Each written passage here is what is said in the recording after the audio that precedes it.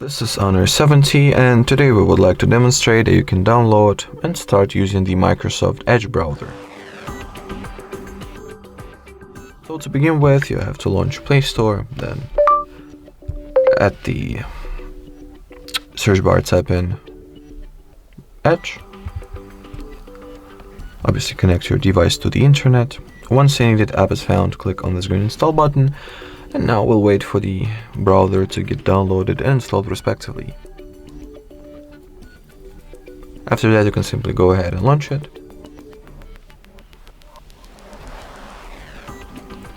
In here, choose, or should I rather say sign into the account if you want to, and manage the synchronization. Preferences, I'll skip the step, so I'll go for the sign in later option. In here, decide whether you would like to share your data with Microsoft. And finally, also choose if you are ready to set Edge as your default browser yet or not, which I'll skip as well. And after that, you'll be able to start using the Microsoft Edge browser. Alrighty, so that would be it. Thanks for watching, and bye-bye.